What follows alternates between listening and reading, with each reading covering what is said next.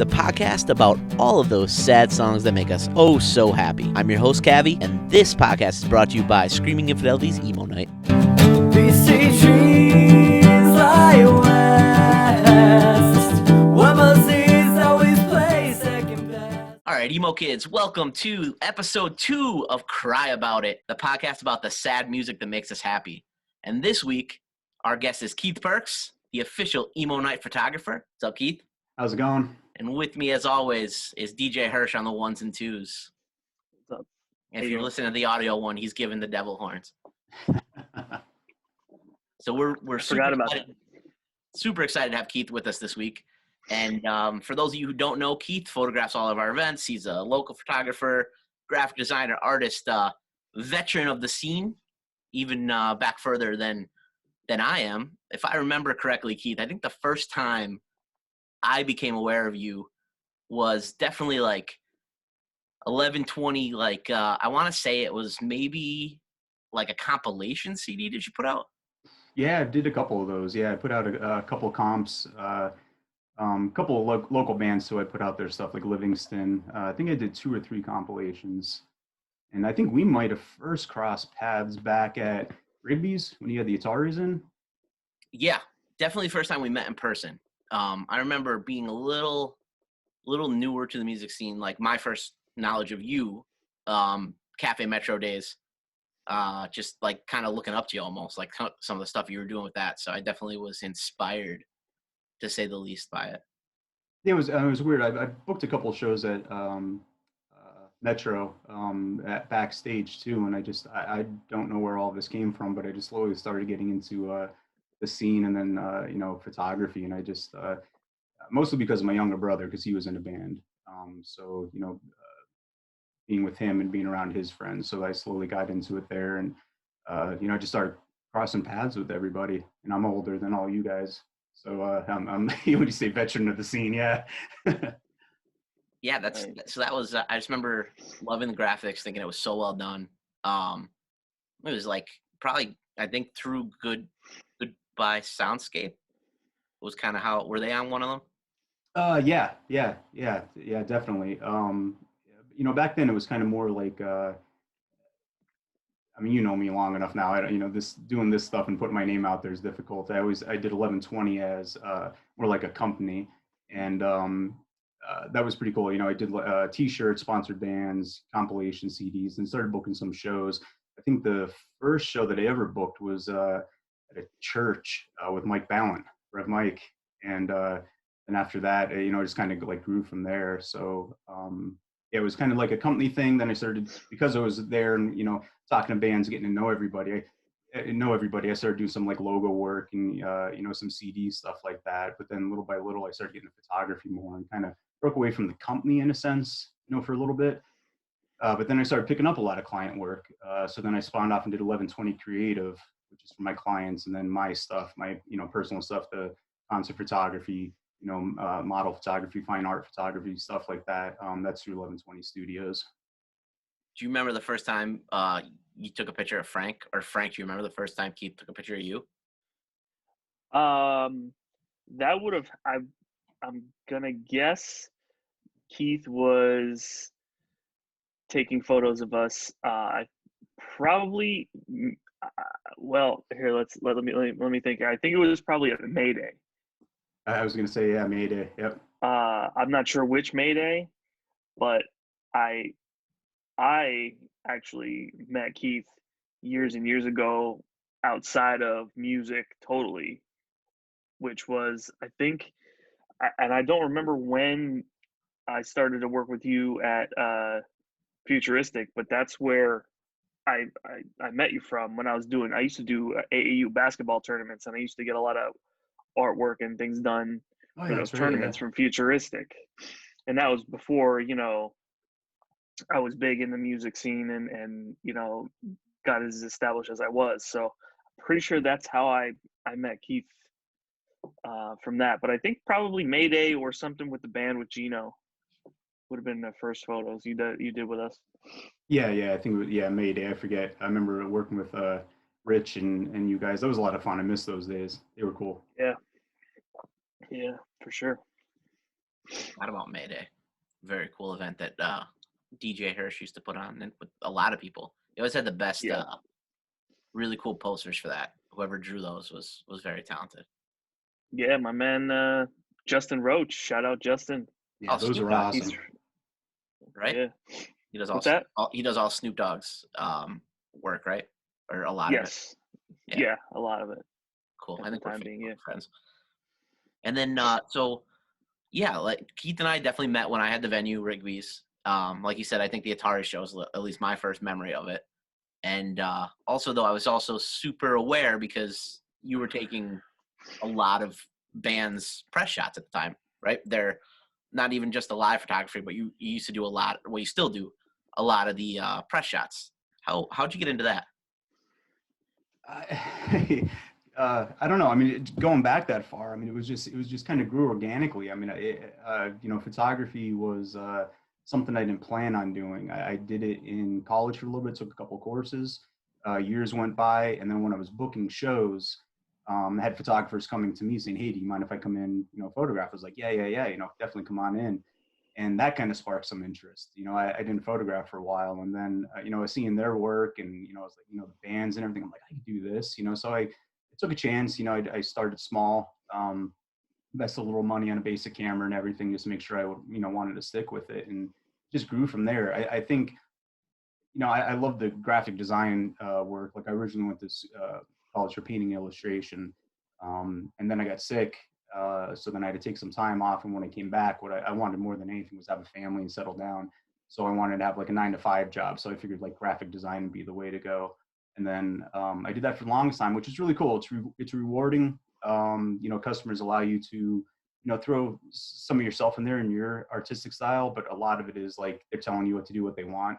But with photography, like I was doing a lot of stuff and it was just for me. And my love for music, I mean, I don't go a day without, having music on. I mean, just constantly. And in the beginning, it was really cool because I just kept putting in, for my favorite bands, I wanted to get up there and, be up in the pit. And it was like my excuse to get to shows. And then, concert photography just kind of became like, it was my therapy. Not being able to photograph last year, or as much. We did a couple, small gigs. And I missed it. I missed it a real lot. And then getting into, with like the Emo Night and everything like that, that was so cool. Just it was not about the bands then, it was about the fans. So that was like a spin on it. And then, after shooting a couple times, it was just like they became a family, and it was really cool being able to hang out with everybody. So the whole music scene, whether it be up, at bigger venues or smaller venues like that, like it's really fulfilling for me.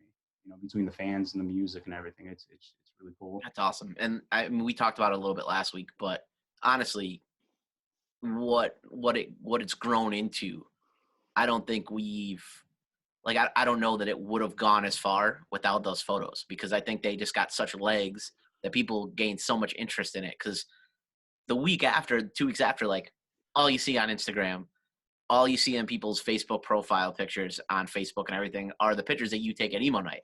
So it's just this phenomenon that takes off for a while, especially if you're like in that group of people. Then you're like, whoa, look at that. Like they had a good time that night, or that's a great picture. Like I think a lot of it's, they're not coming to have their photo taken, but a lot of people look forward to that part of it too, is being seen at the Emo Nights. They're having a blast while they're there, but getting that memory afterwards, I think is really important to them too. It was cool because I mean, I forget how many you had done at the time. I was to a couple of them, and I think it might have been River Street Jazz Cafe. That might have been the first one I photographed, and it was kind of cool. Like, I mean, I didn't know what to expect. How you said, the photos just started blowing up, going everywhere because people are in them. They're posting them as profile pics and everything, and after a couple, it's like I started to put two and two together. Like, this is really cool. Like, I mean, if they're going to sing and be there at Emo Night, to get their photos taken as well, that's part of the whole concert experience as well. So like after a while, it's like when I'd run into people outside, hey, you gonna be at the next one? You gonna be at the one down in Lancaster? You're gonna be up at the, at Stage West, and they kind of pulled you in as friend and family. But I mean, this is your gig, this is you and Hirsch, which is awesome. But I kind of got to be behind the scenes and be part of it too in my own way. So it was nice kind of coming along with you guys. So I always really appreciated that. Well, we definitely appreciate it as well. I mean, it's not easy to make the two of us look good, and there's a couple cool pictures Whoa, that whoa, I whoa, like. whoa, whoa. I think my forever photo is that one.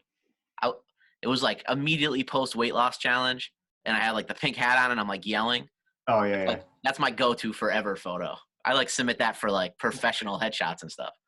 Well, it's Like, kind of fun though. Like with this whole experience, I'm there to capture some like the fun moments and everything. And there's a lot of camaraderie and a lot of hugs and but there's a lot of drunken photos and bad faces and bad moments that like I like posting those too. Typically I try not to, but like those nights are all in good fun. And people are singing and screaming and hair and spit is flying and there's beer bottles everywhere. So it's fun. It's a good time. And I mean, Jazz Cafe specifically, there's some photos that couldn't be posted. Oh, yeah, there's one or two of those. Just a couple. But yeah, I think it has grown into something really cool, and obviously we can't wait to get back to it. We can't wait to have you back with us taking the photos and hanging out. And for me, it became just really nice too, especially like you said, once we got a couple deep into it. There's new people every time, Yeah. which I attribute to like the growth of it, but also there's a lot of like the same people every time.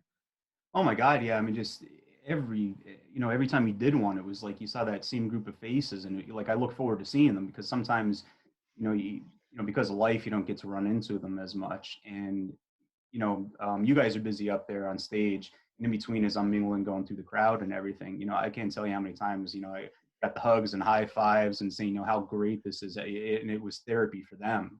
Like they needed that. So I mean, not only was it a fun thing, but a lot of people came to see you guys and sing and but it was something else. It was something a little bit bigger than that, and so many people have told me that over the past couple of years that it's been going on. So I mean, like you really gave your idea, really gave to people, gave them an outlet. So I mean, cheers to you guys for that. It's been cool. 3 cheers to sweet revenge. Yeah. Some might say, right? But yeah, I mean, it's been great. I've enjoyed it, and I'm thankful for everybody more than anything for coming out. What do you think, Frank? Yeah, all that. Yeah. What he said. Yeah. Yeah, dittos.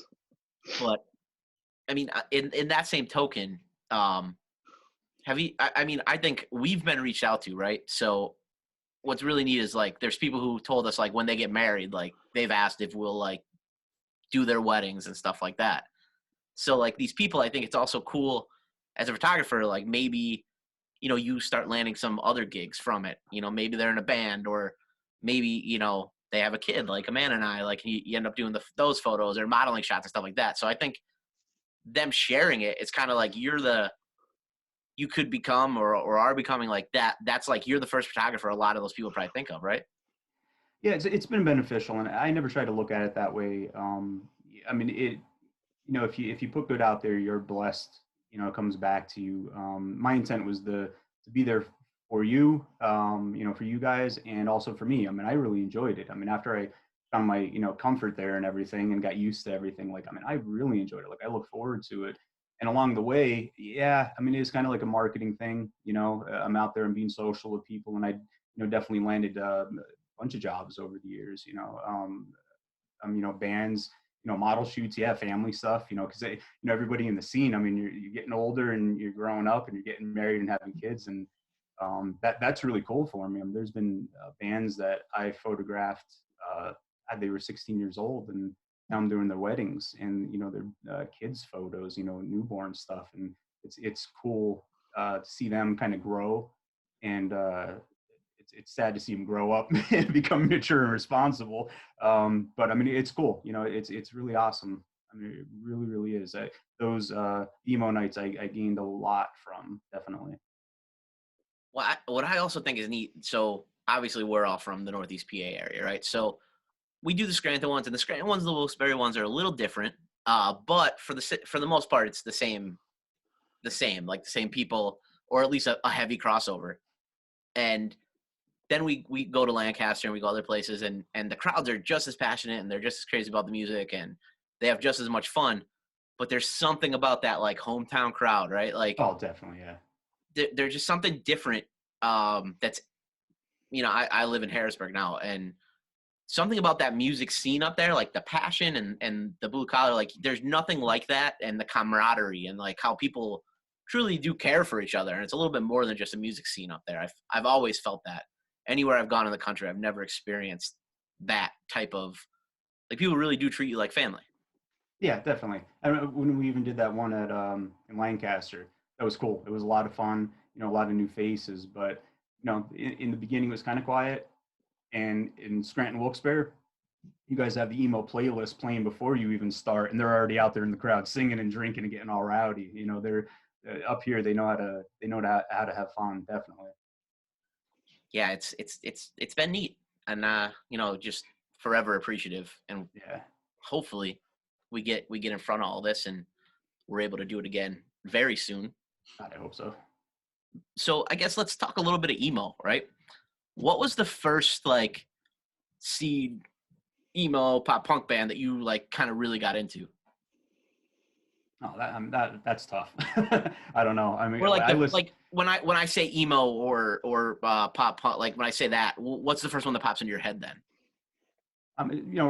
Right to my I would say, Blink 182 pops up. I was big into My Chemical Romance, The Used, Brand New, Taking Back Sunday, definitely. And it's tough because I'm going to hear like emo thrown around a lot. I mean, that's why it kind of makes me laugh, like when you're asking, because it's like some people consider bands like emo, and sometimes to me, it's just rock and roll. It's just music. It's a difference. Like there's rap and classical and rock, but like I don't know. I mean, emo. There's definitely some bands that like you listen to. It's like, ooh, that's an emo band from back in the day.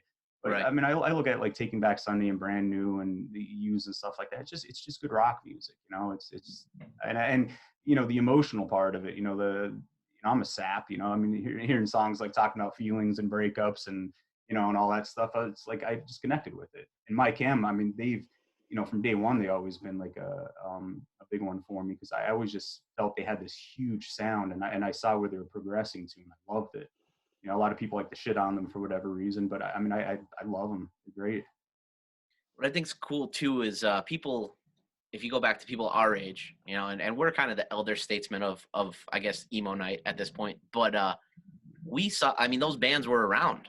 Like I saw My Chemical Romance at Cafe Metro.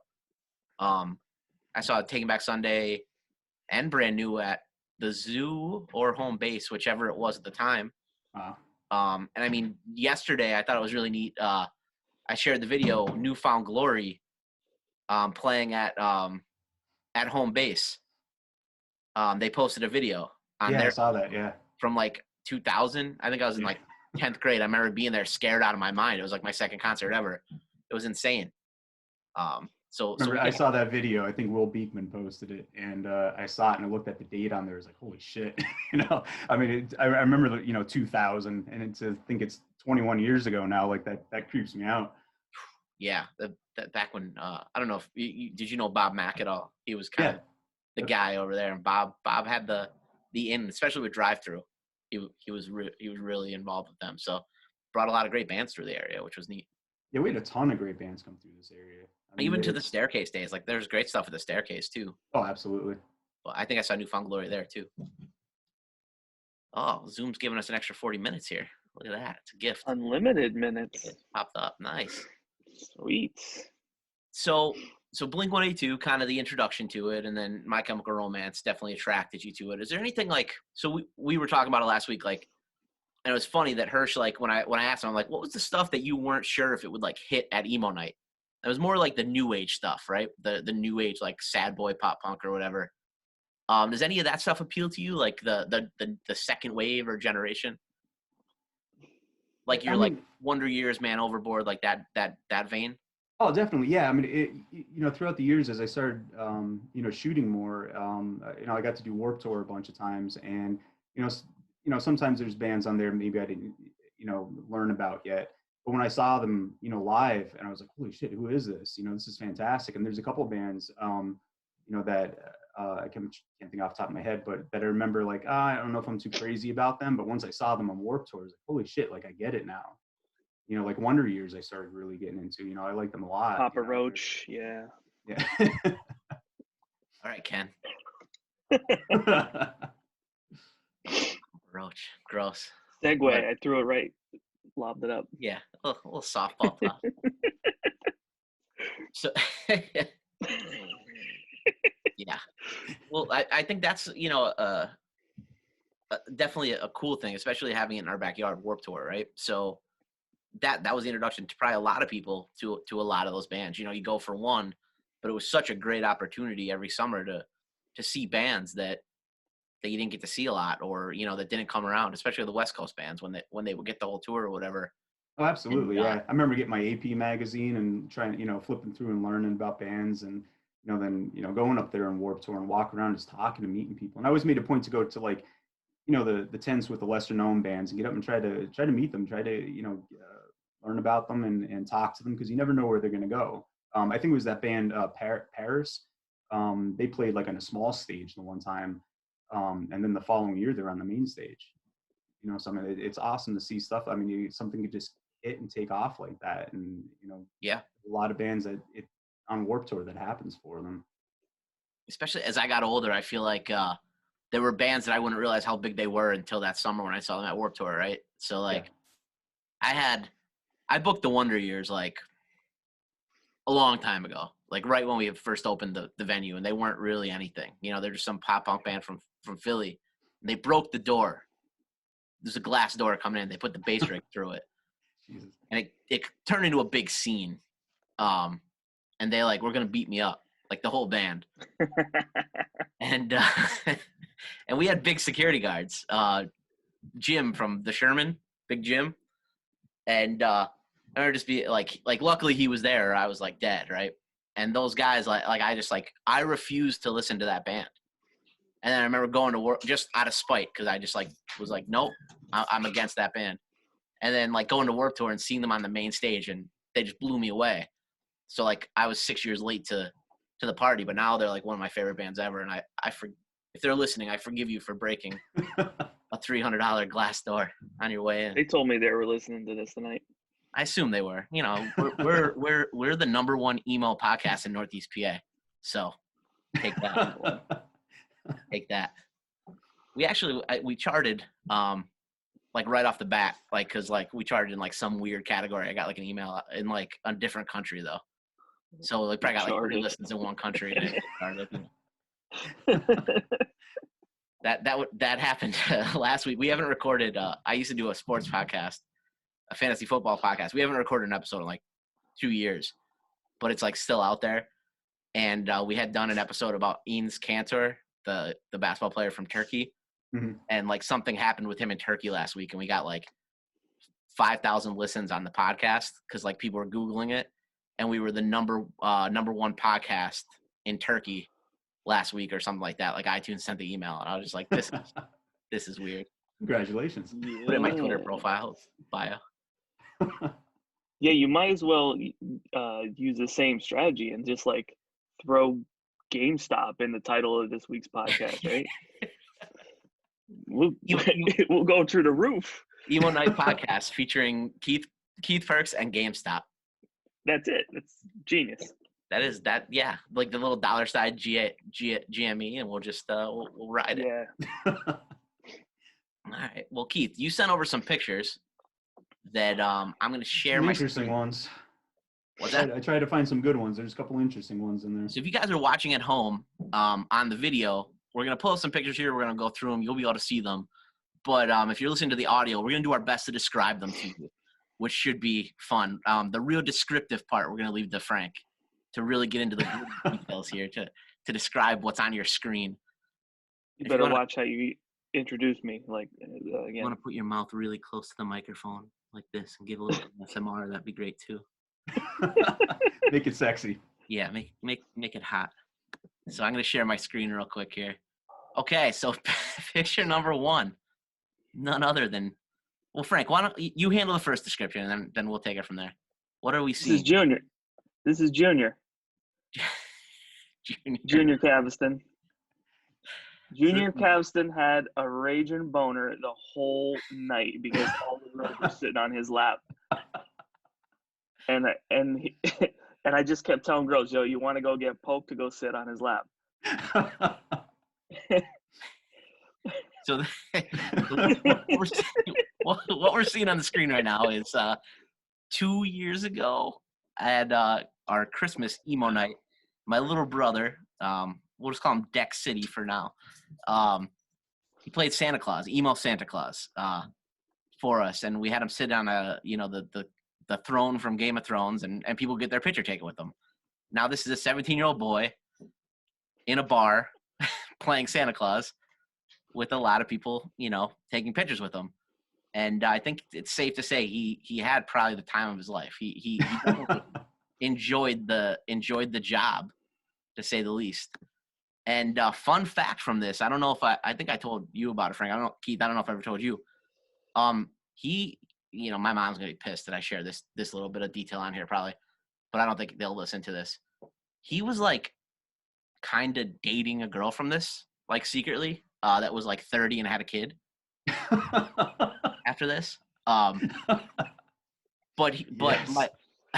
my little brother like just refused to drive, so he's now like 19 and just got his license. So he like asked my mom to like bring him to dinner with this lady, and was found This out. lady.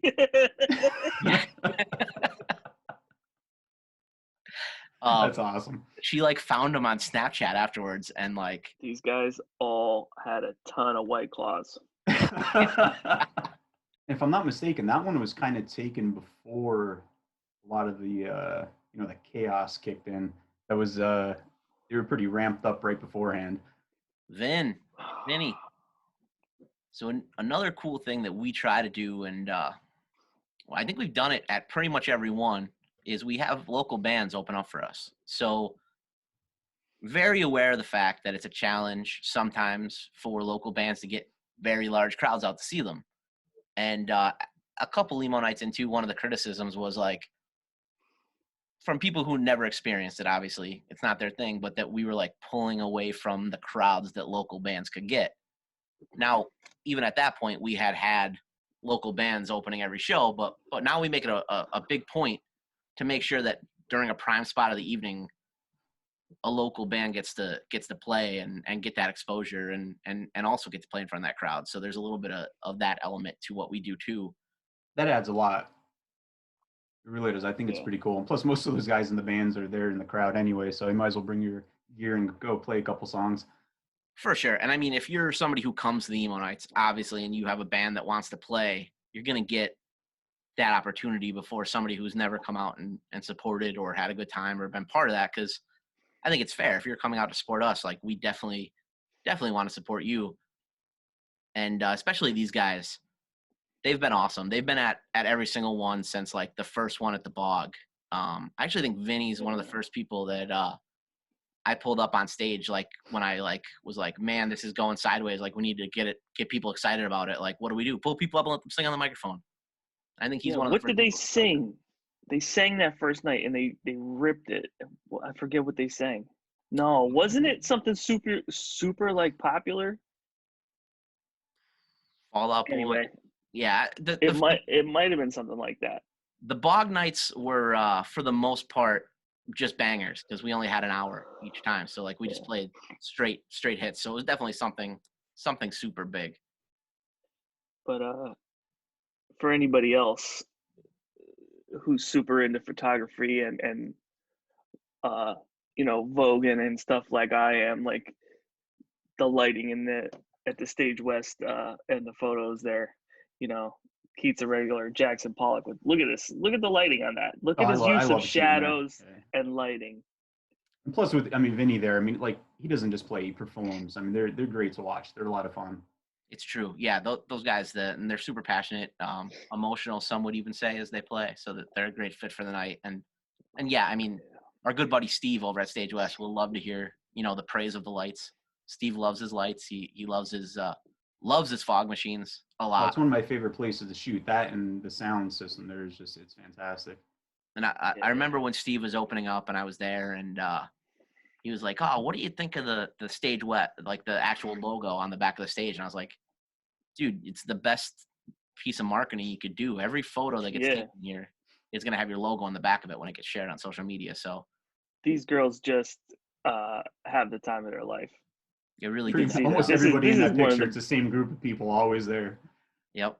Yeah. So you have Julia in the background who's going to be a guest on the podcast coming up soon. But then that's Sarah, right? Make Sarah. Emo great again. Yeah, Sarah Shimko. Yes, Sarah Shimko with the Make Emo Great Again shirt, and that's just like look at the joy on the faces there, right? And the joy of just being together, which I think kind of encapsulates the evening very well. Oh, definitely. I mean, everything there. I mean, like these photos when you're seeing these, everybody out there in the crowd. I mean, it's just authentic smiles. It's just authenticity. I mean, they're just having so much fun. It's really it's a good time. Which is kind of neat, especially in our area. So when I would talk to bands that would come through, they would always call it the Wilkes-Barre Nod. And they would be like, it's awesome. Like there's so people support music so much, but when they come through the area, and this is years ago, but they'd be like, everybody just stands there with their arms crossed and kind of nods their head and Wilkes-Barre shows. So like, I always worry about that when a show's going on, but this younger generation, I think they're a little bit beyond that. They've always danced and had fun, but band, that used to be a thing, like a nationwide known thing that when you're coming through the Wilkes-Barre Nod, they would call it. So, there's no Wilkes-Barre nodding going on at Emo Nights. If you want to look to the lower left-hand corner, the woman with the man right over her shoulder, that is Bella Thorne from the popular porno videos that are out. I was wondering who that was. Bella Thorne, big fan of Emo Night. She's at every one. And if you want to look to the extreme, like right in front of Bella there, the reason she's so happy are my super fresh sneakers right there that you can just kind of make out. My Look at those kicks. my Nikes there. Those DJ Woogie has given me repeated compliments on those boy. sneakers right there. I was going through and I was just kind of looking for, shots with a lot of energy. And I mean, like you said, the Wilkes-Barre Nod. I mean, they're not just sitting there, singing along or, I mean, they're clapping. There's other photos. I mean, they're jumping on each other. There's hugs. It's just complete, just friendship and just fun. I mean, that's what I see. I mean, I was going through these, earlier, like picking out photos, and it just every photo I just had a smile on my face. It's just the couple of them I hadn't seen in a while. I was like, oh yeah, and it doesn't even just trigger the memory, but like that feeling of just being there and I miss it. I miss it so much right now. Yeah, this is definitely bringing back some memories. Oh wow, look at this one. I always like that one because it looks like he almost like popped her in the back of the head. Yeah. Like he just came through with that swing and she just got whacked. Yes. Louder, woman, louder. So this is the first picture that kind of showcases, I think, something that makes us a little bit different from even the biggest Emo Nights. So like we have a lot of people that go to the, I'm not going to try to say that we invented the Emo Night. There's Emo Night, NITE, in LA, which those guys do, and they tour the country and they have great turnouts. They did Warped Tour and cruises and everything. And then there's also Emo Night Brooklyn, which was another big one that also tours and stuff. But at those, you're not. So we're kind of afraid. Like if you want to get up on stage and live your rock star punk rock emo dream, come on up and sing. The only thing I've noticed about theirs is it's a little bit more like friends and family are on stage. They have people up there, but it's not just anybody can come up. So I think that's something that differentiates it a little bit. And you can kind of see here, like somebody up there just having the time of their life. If you can sing, we're going to leave that mic on for you. You can't, we're just going to, mute it a little bit so you can still sing your heart out and nobody has to listen to the noise, It's good watching that progression too. Sometimes it's per night, but I've seen it over time too. When people start to get comfortable, they want to come up and grab the mic, but they don't. Sometimes it takes 5 White Claws or whatever, to get up there. Some people I've seen, they're kind of a little bit more standoffish. 1 or 2 of the Emo Nights, and the third one they're up there singing. And it's cool. It's definitely everybody opens up after a while because there's a lot of comfort because everybody and there's no judgment there at these things. So it's a lot of fun. It's 100% a judgment-free zone. Just like that. I think that's a gym. Oh, look at this. This is great. And whose nails are those? Yeah, I won't catch any heat from my buddies on this. I think this picture gets texted to me like whenever I piss somebody off in a group text message. This gets sent to me. I get it off, and that stuff's not easy to get off. Definitely respect anybody that regularly paints their nails, especially black. That was tough. That was tough. But that's that. Frank, go ahead. Give a description. What? Of this I one. was just this is a baby leprechaun trying to touch my computer.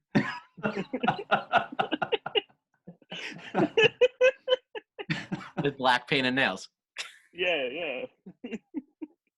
Okay. I don't know that we need much more behind that one there.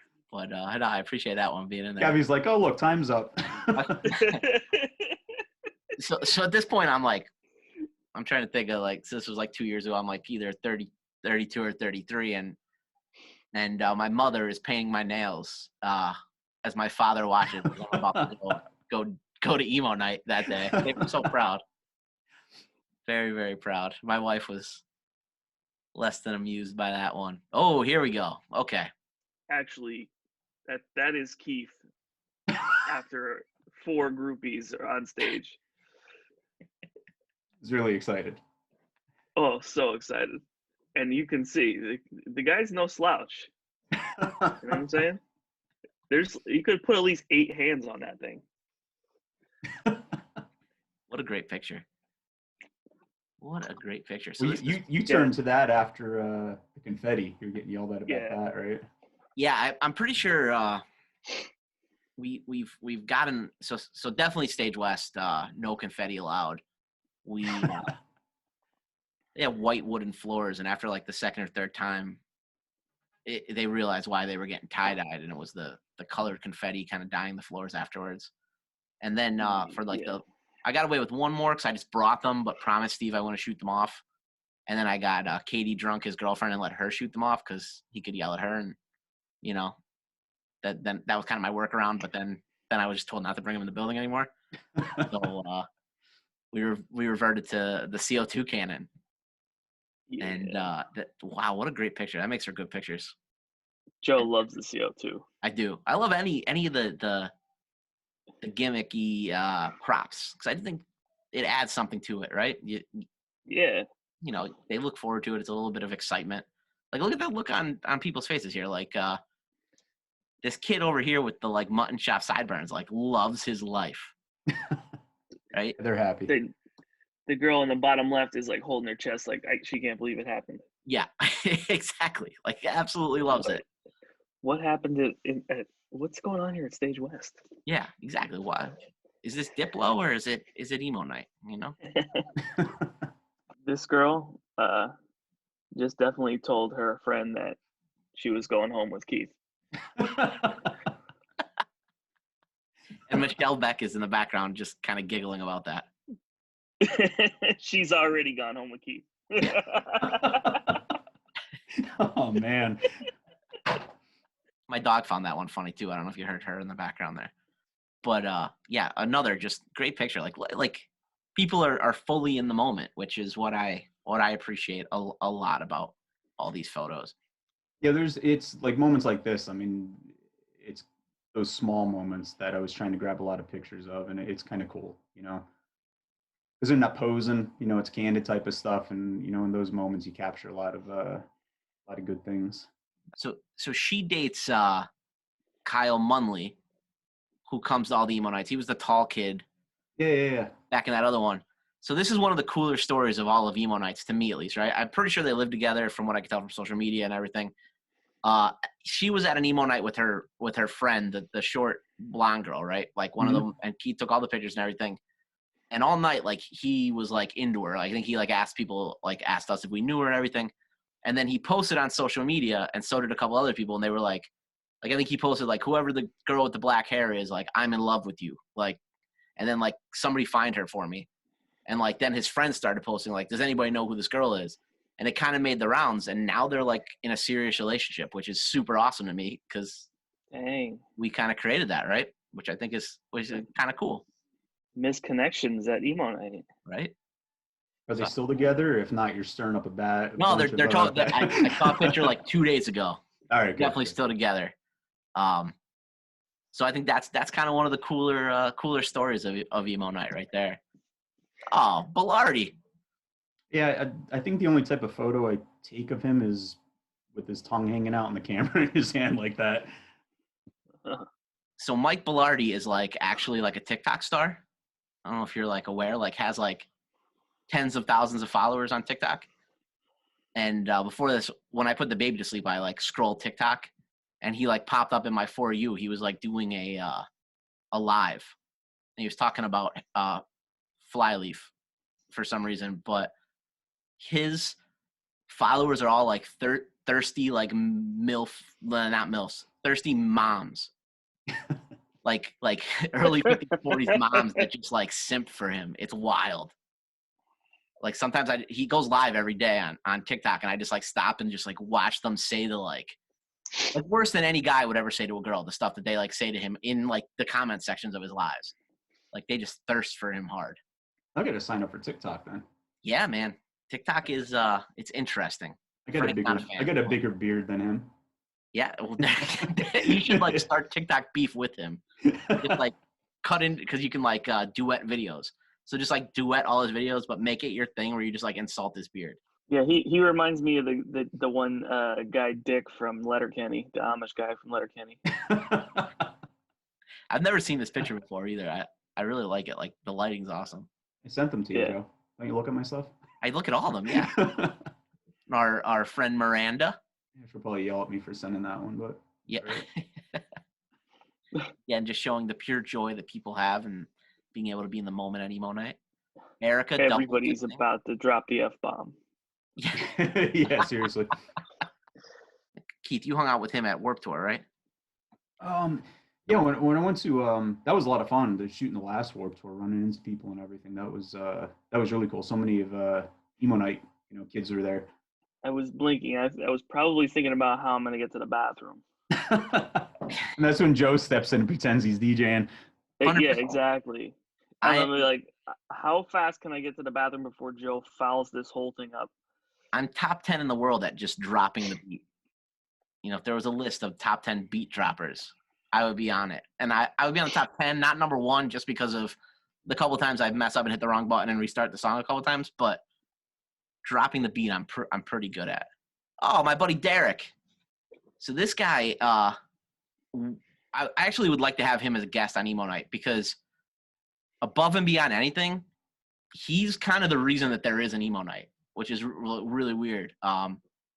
Since I do want to have a mom, but I can briefly tell the story. So like before we ever did an Emo Night, this is years ago because I was young enough to like go out heavy drinking in Harrisburg. And Amanda and I were out with a couple friends, and we happened in this little bar on 2nd Street, Harrisburg, called the Brick House. And the Brick House is like kind of cool. It's kind of like a bog almost, right? It's really small, but it's all the bars in Harrisburg are like 3 stories because they're old houses. And we happened in there, and the 2nd floor was packed, the 3rd floor was packed. So we went down to the 1st floor, which is like super tiny. It was just him, his girlfriend, and then his other buddy who I've become friends with, and his girlfriend who we've also become friends with. And nobody was really listening to music or whatever. So I went on and just like played a bunch of Taking Back Sunday and stuff like on the jukebox. Normally when I do that at bars, it gets skipped by the DJ, right? But the DJ had a AFI tattoo. So I was like, okay, I'm cool with this. By 3 songs in and like 10 shots in, drunk, me, him, his girlfriend, Amanda, our other friend were like on the bar with the DJ just like screaming our hearts out to Emo Night or to emo music, right? Or pop punk music, whatever. And that's when I was like, well, I think this could work in bars with the right people. Like we can play this music and it could be okay. And he's a huge Kyoto's fan. So they drove up from Harrisburg for the Craig Owens. It was like his birthday or something, this guy's, and they had a blast. I remember you telling me about them, actually. Yeah, I do remember that.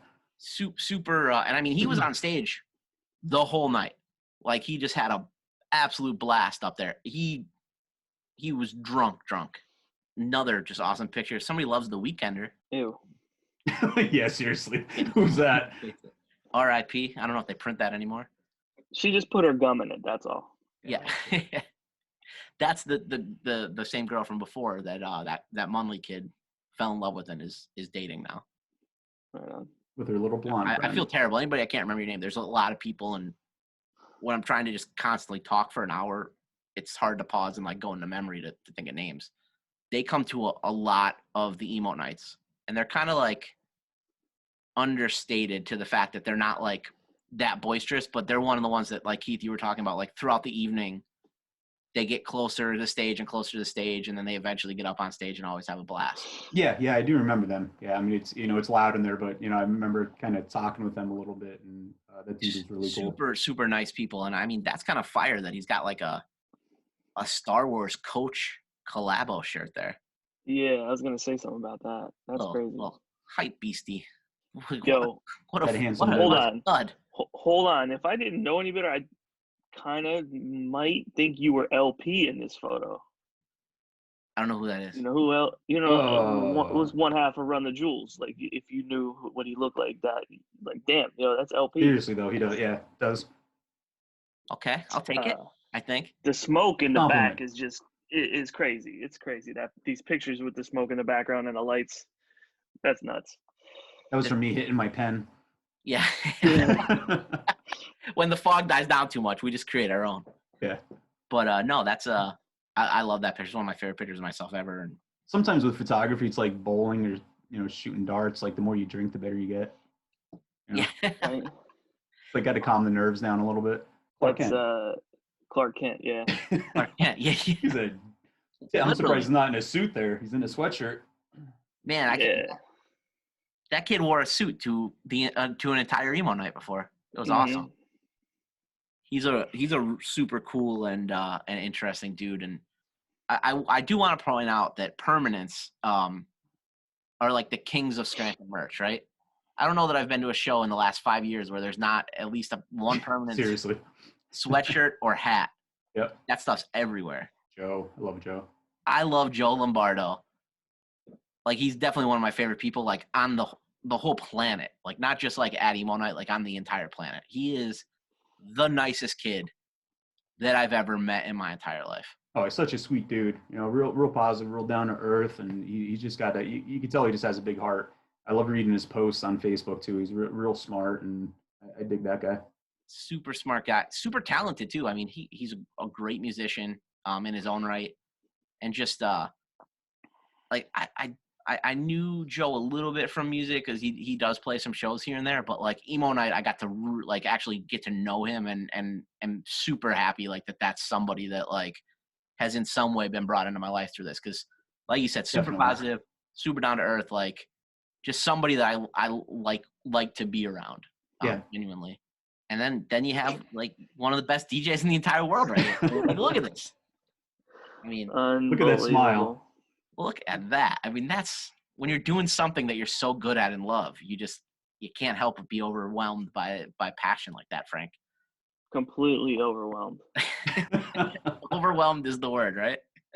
Yes. It's tough. Like like we never know. I mean, you know that there's a lot of people there, but you don't get that visual right there, right? So it's like that to me is just like, afterwards I'm like, okay, we did a good job, right? Like, yeah, that picture, it sums it and up. that crowd goes all the way to the back, though. I mean, there may be another couple shots in there, but I mean, the place is packed. Oh, 100%, yeah. But that's just like, that makes you feel good to see a shot like that. And that's our header. That's been our header photo. We use that picture for everything. That's a good one. Any take on this one? 3 best friends that anyone could have. There's Kyle that we spoke of. He found the love of his life at Emo Night. And Julia, the queen of Emo Night right there. Yeah, she's a blast. She's awesome. She's a sweetheart. She's going to be a guest in the podcast. And I mean, I steal like 90% of what you see come from the Emo Night Instagram or Facebook. I just steal off her timeline.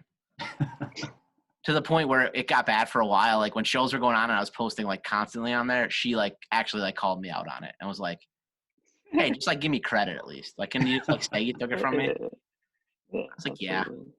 In my defense, she's taking it from somebody else, that I'm taking it from her, but still. It's crazy. I don't know any of these people. I never get to talk to them. Yeah, that's your fucking hurdle shot right there. It is.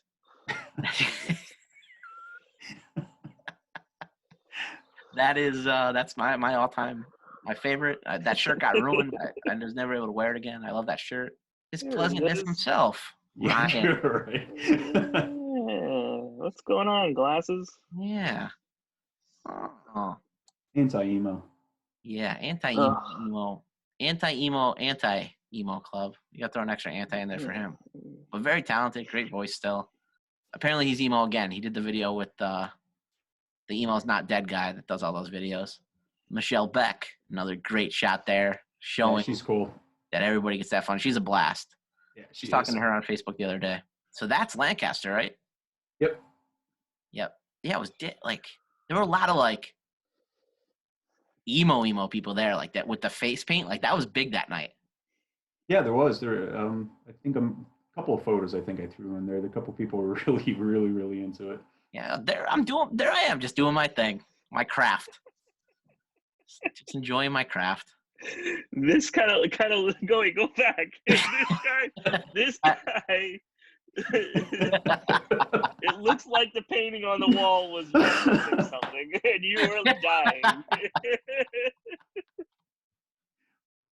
That hand is going, is it really this big, Joe? Oh my God. I don't think I've ever seen that before. Oh, Frank. Okay. I mean, where do you go with this? Well, the Lisa Lisa Frank Frank shirt is badass. shirt and It's awesome. the Again, like when you shoot that confetti off and get the balloons going, like it just gets people into it. So I'm still waiting for the full 99 red balloons though. yeah, I don't know if I have the lung capacity for it. It's like 16 red balloons. Yeah. Next emo night. The next when you come back, you got to do all 99. Yeah. Maybe we can work it out for the first one back. Yeah, just some more. Like that was such a cool room to do it in, and like I was definitely concerned at first, but it ended up being great, especially for the first time. It was nice and intimate. Yeah, it was cool. Is that AJ jump down there in the bottom? get left? the hell out It of looks here. like it, doesn't it? Hat on. I almost died multiple times on those tables, like standing on the like thin. Oh yeah. They were like corralled behind those things. That was different. Yeah, it was like Vikings like defending like their homestead or something behind those things. But it was a blast. But yeah, lots of the face paint here, the stitches. That must have been a Lancaster emo thing. I respect it. I like it. That's very cool that they did that. And there's a shot of that room. Again, just filled from front to back, which that was our first time there. It was really cool to be received like that by. Yeah, I mean, considering that's your first time to get a crowd like that, that was awesome. That was big. That was cool. Wu-Tang, nothing to fuck with. And then Yeah. Jake from Alt 92 back here, he had a blast that night. Oh my Yeah, God! really. Everybody knew he had a blast. Whoa, Liquor Crown Royal bag there. No, there he is. He was having a good time. And then we moved back to Miranda and Katie. Thankful supporters of them coming out and having a good time with us all the time. They're a blast. They're very sweet girls. First, that was Miranda that came up and danced on me that time, and you did that boomerang. Yeah, I'm just terrible with names. But I remember when things happen. Like this. Like you remember this happening. Yeah. You look. Yeah, I think I was trying to get that right in your eye. Like kind of cross-eyed there. You're very fixated. One of the most memorable moments of Emo Night. Josh Balls coming in a casket. Totally unexpected, but a welcome surprise for sure. Wish he had his flamethrower in there. Yeah, right. That would have. Yeah, I think he actually suggested that. Steve put a no to the fire, and this is. I love that photo. That's a great one. That's the picture that they were sharing when he was like looking for her. Oh, look at your pal Frank back there. He cracks me up. I love that dude. Good. Oh, what a great guy. I've known Frank forever. Great dude. I think that's it. He's a hugger. Always comes up and gives you a big hug.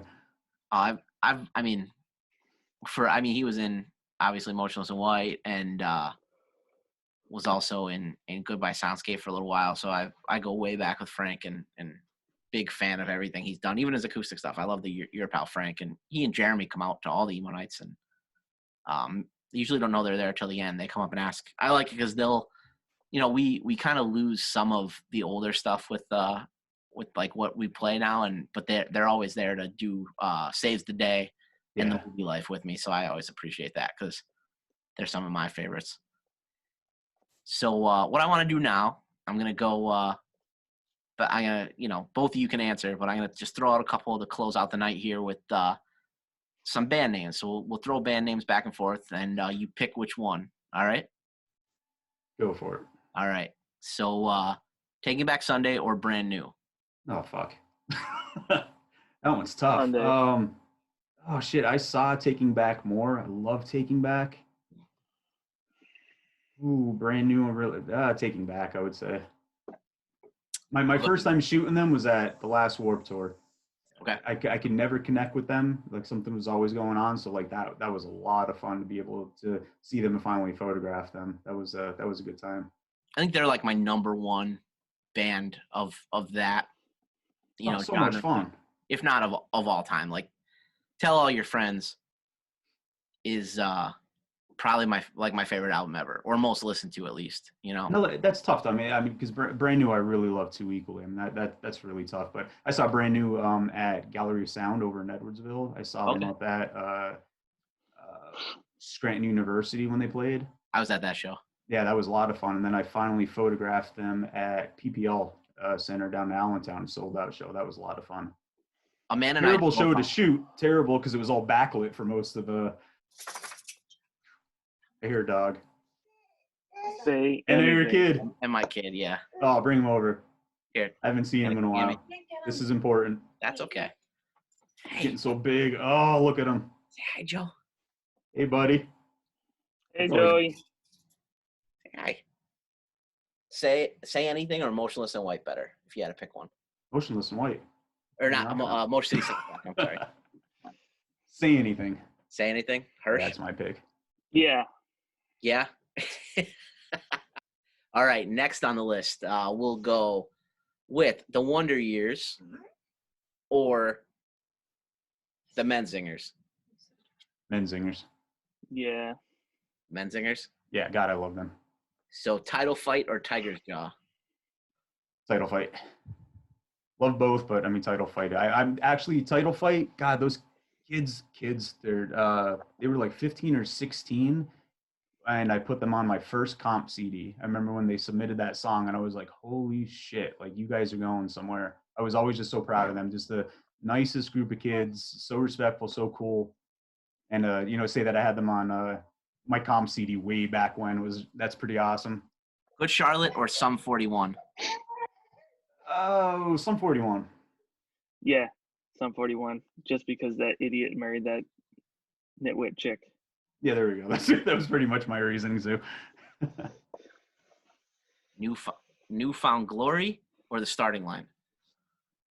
Newfound Glory. Yeah, Newfound Glory. I think that's all that I have for that segment now, since my kid came in and disrupted a little bit. That's fine. He's cute. All right. He'll be the favorite part of the podcast for sure. Yeah. Little emo fan there. Yeah, exactly. Oh, man, that I wish we had him in the it definitely doesn't fit him anymore with the Emo as Fudge. That was like yeah, Emo as Fudge. That's right. Or Sad as Fudge. Sad as yeah, Fudge. That's right. Yeah, Sad as Fudge. Sad as Fudge. That was a hit. He wore that a lot. I'll have to get him a new 1120 shirt then too. Oh, dude, that one too. I sent him to daycare in that. They were a little like, I think they kind of looked at me sideways when he came walking up in the. You sent him to daycare in that? Oh yeah. Yeah. What did that say on there? Brats get bats or something? Brats get bats, and it had like a what are they called? The brass knuckles with like spikes on it. Oh, nice. Yeah, brats get bats. Yeah, that was awesome. Start that kid off right. 100%. So I guess in closing, just is there any moment like that just stands out to you as like, or moments as like your favorite part of Emo Night that just like? Yeah, that's a good question. I mean, like when I look at the night, there's so many different moments in it that I always look forward to after doing so many of them. But like oddly enough, and let me finish before you say something. The end of it was always my favorite. And the meaning, behind that, the reason behind that is just because of the sense of accomplishment. We're all walking out and you see all the smiling, sweaty faces and, everybody's kind of tired, but still so happy. Like it's just like this accomplishment that you had, that togetherness. And, it is kind of sad. Like, you're walking out and you may not see those people again for several months or whatever. Now it's, I mean, God, when was the last one? It's been over a year. But like, when things are kind of winding down, you're walking out and I'm, grabbing my gear and I'm already thinking in my head, oh, I can't wait to see that shot that I got. I can't wait to edit these. I can't, like, it's, my mind always is constantly going and always deep in thought. And I just love looking at the photos and seeing those special moments. So when I'm leaving, already in my head, I'm thinking, oh yeah, there's this shot, that shot, when what's her name was singing with her and he was over there. And like, I'm just filtering all that in my head on the way out. And it's like, I can't wait to get working on it. And it's just like a bunch of rush of emotions. Like when you go to, a concert afterwards, you're just like, holy shit, that was awesome. You're kind of like on a high, I was just thinking that. I was like, I get the same feeling walking out of one of those as I used to get, like when I was younger and would go to a concert where it was like a band that I loved and, maybe didn't even know anybody there, but like by the end you were friends with everybody that was up front in the mosh pit or whatever, right? Yeah, I mean, it's hard to explain because some people that haven't been to Emo Night and, it's when you tell them it really is. It's just like, it's almost like a family reunion, I mean, it's just a bunch of friends getting back together and, you get to talk in between and hang out and, just to kind of release that energy, a lot of that pent up stuff, anything that you've been going through and struggling with. I mean, I see it, and a lot of those people, I've become, friends with, on the, back into Facebook, we chat, I run into, I mean, Kayla, I'm going to talk to her, JT Brennan. I mean, he's at Shield, so I run into him often, and we have that connection and all that's because of Emo Night and all that's because of you guys putting this together. So, I mean, I got so much out of it. I mean, I really do. I mean, I honestly, I can't wait for another one. Well, yeah, we definitely can't either. And, we can wrap everything up here, but I do want you to know how much we appreciate, you being part of the ER and documenting it in a way that I don't think there's many other people that could, because I think you have that skill to be, especially with the candids and I mean the post pictures too, like to be able to do both of those things, like to capture those moments and be, comfortable enough to be in a crowd like that, like, the candids, but also do like the post pictures and have all of that and be comfortable enough to talk to the people and have them be comfortable enough with you to allow you to catch those pictures. I think that's such an amazing skill that you have and lends so much to what we do then too.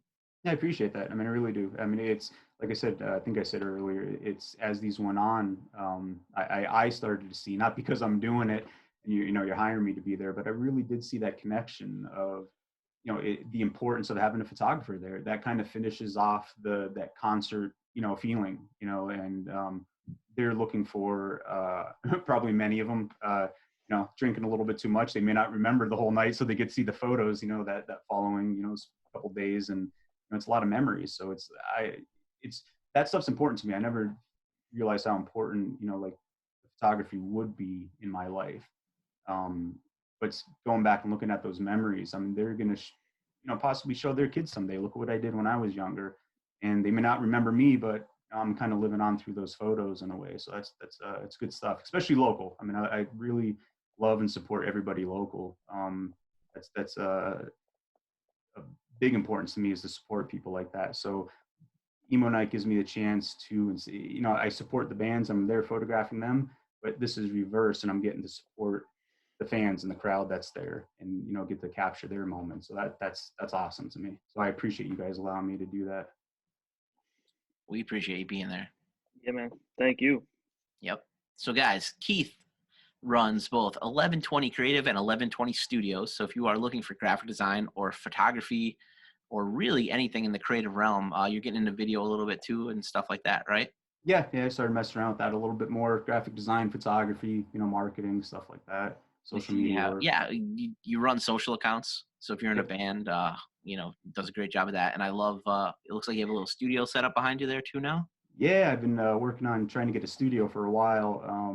Last year I was very close to getting one, but because of the pandemic, I figured I'd hold off a little bit. But I converted a small room in my house just to at least do some, small portrait, work. And it's what I'm working on, getting it situated, almost ready to go. So. Awesome. So bands, fans, anybody in between, if you're looking for any kind of creative services, Keith is the person to reach out to. And I mean, you're on every social media, right? Yeah, pretty much. Yeah. Pretty much, right? So 1120 Creative or 1120 Studios, or just look up Keith Perks, very approachable person. and a pleasure to work with, as you know, we can vouch for him very clearly. So guys, that is gonna wrap it up for week 2, episode 2 of Cry About It, the podcast about sad music that makes us happy. And we'll be back next week with our good friend, or soon to be good friend, our acquaintance from Emo Night, Julia. And you guys got to see some pictures of her tonight. And we're going to talk to her about her Emo Night experiences, the music that she loves, get to know her a little bit now that we gave you the background on all of us that, you know, kind of make the event thrive and move forward. We want to talk to the people who come and are the important family members that we've developed and you know, make the night what it is, because it's all about the fan experience. So we're going to dive into speaking with some of them starting next week. So Keith, thank you again for being here. Yeah, thanks very much. I love you guys. Appreciate it. Frank, thank you. Peace. You want to throw us out here? I'll give you the last word to close out the podcast. GameStop.